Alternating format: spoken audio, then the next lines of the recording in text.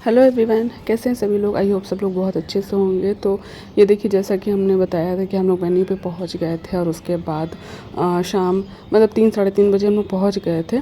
और निमी को यहाँ पे मैंने पील मास्क लगाया था, उसके बाद देन फिर मैं अपने आप को लगा रही थी। और बस यही सब लगाने के बाद उसका जब रिमूव किया तो बस थोड़ी देर के बाद उसके जो मेकअप आर्टिस्ट हैं वो आ गए थे, तो वो चली गई थी दूसरे रूम में। और मैंने भी जब मैं ओबरा में थी तभी मैंने बोला था कि मुझे हेयर स्टाइल करवानी है। मेकअप का कोई बहुत बड़ा इशू नहीं था मेरा। मैंने कहा कि मुझे हेयर स्टाइल करवानी है तो वहाँ पे कुछ अरेंज करवा देना। तो फिर उसने वहाँ यहाँ पर लखनऊ में एक हेयर स्टाइलिस्ट को बुक कर दिया था। तो बस हमारी भी हेयर स्टाइलिस्ट जो थी वो आ गई थी। तो यहाँ पे मैंने कहा कि पूरा मेकअप कर लो, और अगर बाल वैसे रहते हैं ना तो कुछ समझ में ही नहीं आता है। और थोड़ा सा अगर बाल का लुक चेंज कर दो, थोड़ा सा हेयर स्टाइल कुछ करवा लो ना, तो अपने आप लुक थोड़ा सा चेंज हो जाता है।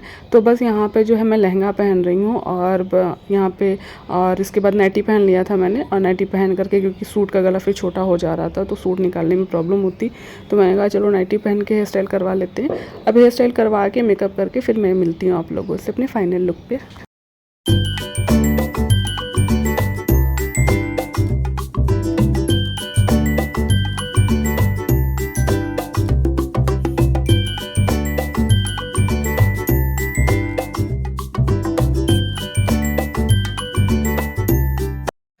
तो ये है मेरा फाइनल लुक, और मेकअप मैंने खुद से किया, हेयर स्टाइल तो करवाया ही है।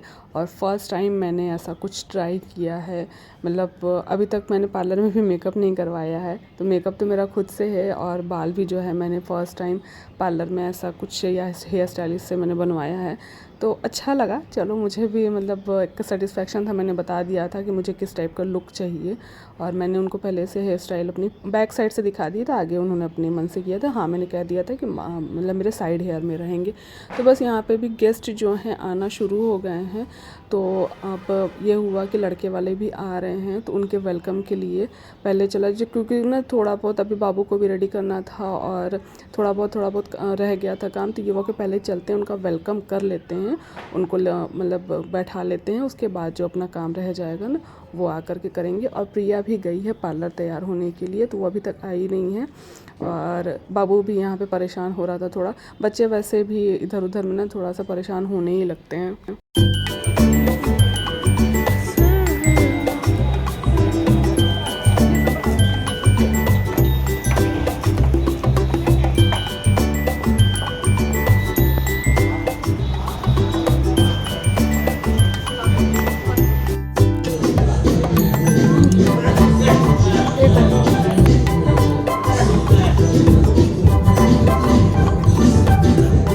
मम्मी,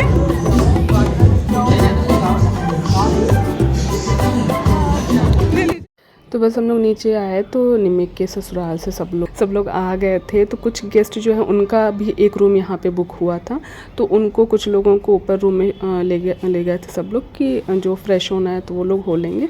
तो बस यहाँ पे मम्मी उनको नाश्ता करा रही थी, मैंने कुछ फ़ोटोज़ ली, और पंडित जी बस यहाँ पे बरक्षा चढ़ाने की तैयारी कर रहे हैं।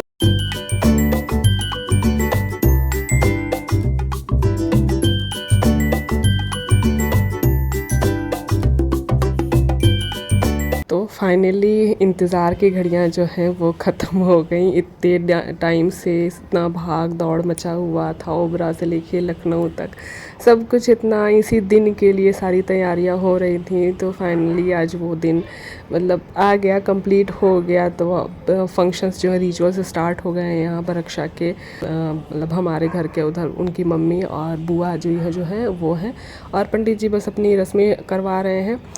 अभी तो भाग दौड़ जो है वो बाकी है, अभी शादी की पूरी तैयारियां बाकी हैं। लेकिन एक फ़ंक्शन जिसके लिए ये सारी चीज़ें हो रही थी वो फाइनली एक फ़ंक्शन अब हमारा हो गया। तो मैं यहाँ पर म्यूज़िक डाल देती हूँ, आप लोग जो है व्लॉग को एंजॉय कीजिए।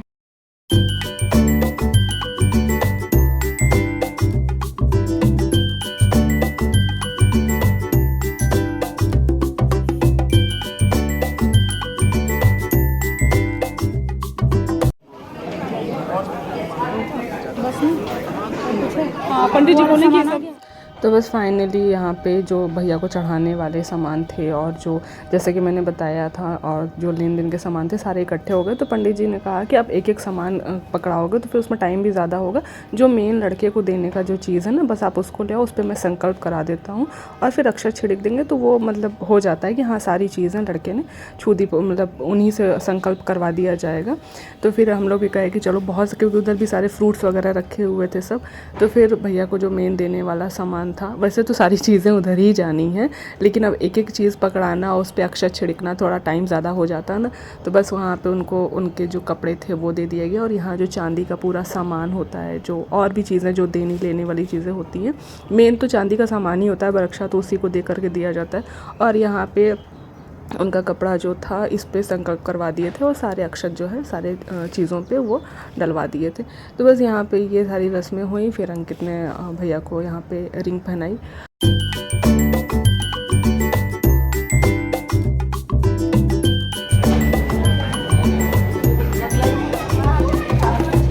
हाय हाय, अरे बाबा रे।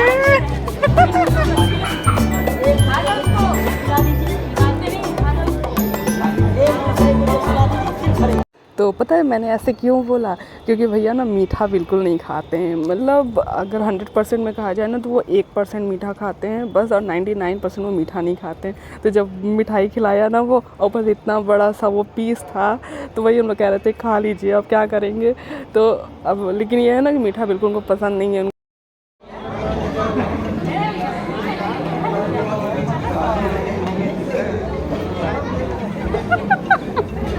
जल्दी बनाओ भाई, तालियां, बधाई हो बधाई। ये तो दूल्हा। तो फाइनली बरक्षा होने के बाद लड़का जो है वो अपने बहनोई की, और बहनोई जो है भाई साहब को माला पहना करके गले लगते हैं। ये तो सबको पता है, ये सारी चीज़ें होती हैं। लेकिन जब इन दोनों लोगों के हाथों में ये माला पहनाएंगे, दोनों एक दूसरे का मुंह देख के हंस रहे हैं, मुंह देख के हंस रहे, फिर हम लोग का मुंह देख के हंस रहे। ये सब ना अपने में ही मज़ा कर रहे थे कि हम लोग ही यहाँ पे जयमाला लेकर के खड़े हुए। फिर उसके बाद तो फिर सब लोग जो है मौका ढूंढते हैं ऐसे ऐसे समय पे। तो यही सारी चीज़ें होती हैं ना, छोटी छोटी चीज़ें इंजॉय करने के लिए। सो फाइनली बरक्षा की जो रस्में हैं वो हो गई। अब यहाँ पे जो है बरक्षा के बाद धान पान, ये वैसे तो शादी से कुछ टाइम पहले होती हैं, लेकिन फिर वही है ना, उन लोग को लखनऊ से ओबरा आना और हम लोग को फिर ओबरा से लखनऊ जाना बहुत मतलब दूरी हो जाएगी और इतना टाइम भी नहीं है।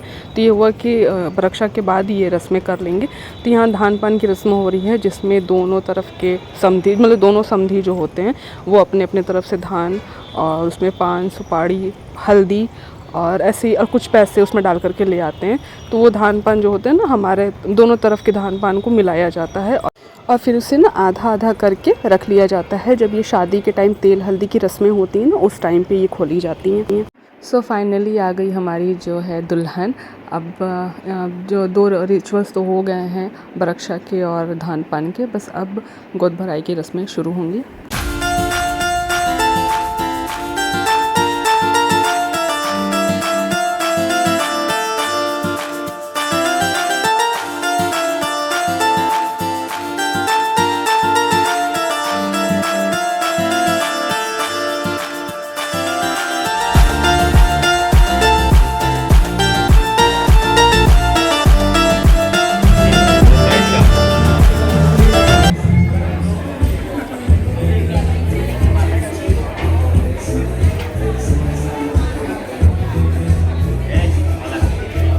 तो यहाँ पे बस फाइनली गोद भराई की भी जो रस्में होती हैं वो शुरू हो गई। तो गोद भराई में खड़ा नारियल जो होता है पानी वाला और मखाना, उससे गोदी भरी जाती है टीका लगा करके। मोस्टली मुझे लगता है ये सभी लोगों के यहाँ होता होगा।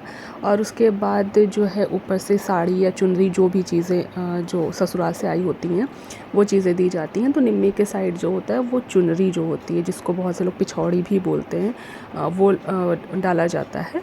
और उसके बाद जो भी इनको ऑर्नामेंट देने हैं, जो भी ज्वेलरी देनी है, वो चीज़ें फिर दी जाती हैं। तो ये जो चुनरी होती है, इनके तरफ से चुनरी ओढ़ाई जाती है। उसके बाद एज़ इट इज़ फिर लगभग सब कुछ सेम ही होता है मेरे ख़्याल से हर जगह पे, बस ये साड़ी चुनरी का जो फ़र्क होता होगा।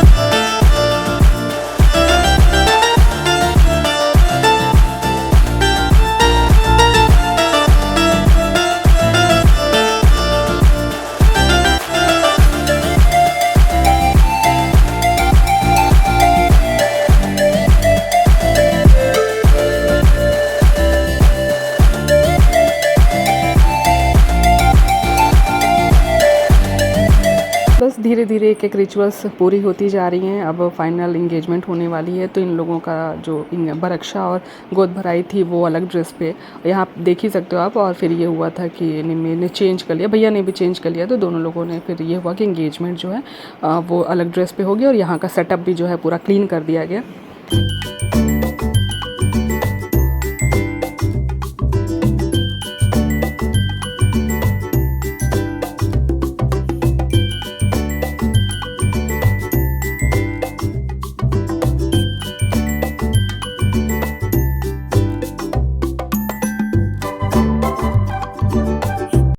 तो बस हमारे जो सारे रिचुअल, सारे फंक्शंस थे वो पूरे हुए। अब फाइनली हमारा जो रिंग सेरेमनी है वो होगा, फिर फ़ोटो सेशन, खाना पीना, फिर ख़त्म फंक्शन। तो चलो अपनी इस वीडियो को भी मैं यहीं पे ख़त्म करती हूँ। मिलती हूँ नेक्स्ट वीडियो में। तब तक जो थोड़ी सी मेरी जो ये वीडियो है उसको आप एंजॉय कीजिए।